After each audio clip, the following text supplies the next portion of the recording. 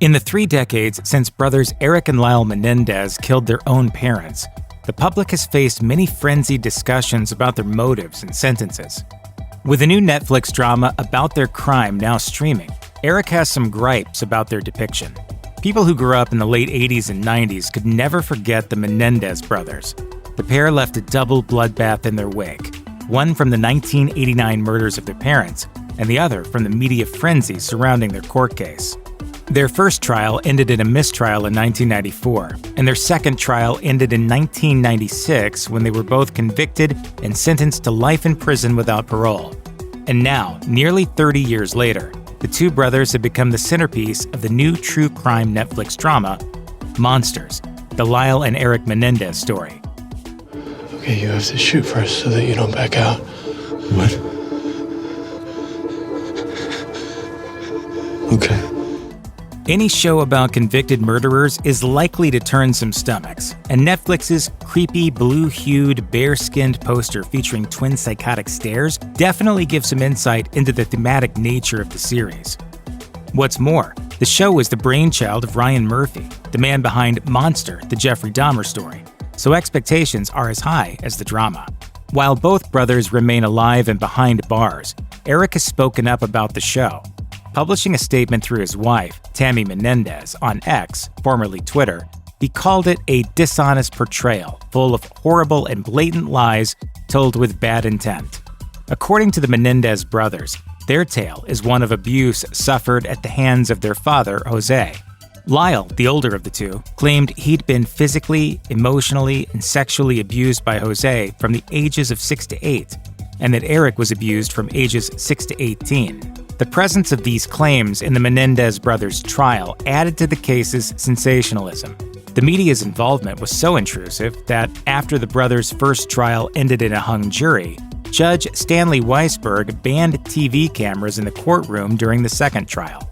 As for the claims themselves, the prosecution said that Lyle and Erik made it all up so they could get away with receiving a large inheritance. Judge Weisberg also disallowed the defense from using the abuse claims during the second trial.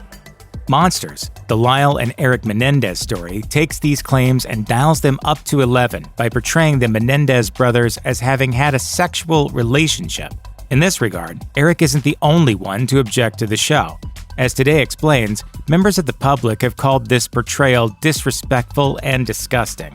One X user referred to it as incestuous fanfic, while another wrote, "What kind of POV is this? We need empathy, not sexualization."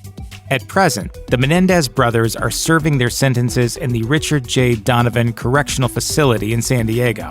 Independent journalist Robert Rand told A&E True Crime that both brothers counsel other inmates regarding sexual abuse recovery. The brothers each married in prison, and it's through Erik's spouse, Tammy, that we get Erik's perspective on Monsters, the Lyle and Erik Menendez story.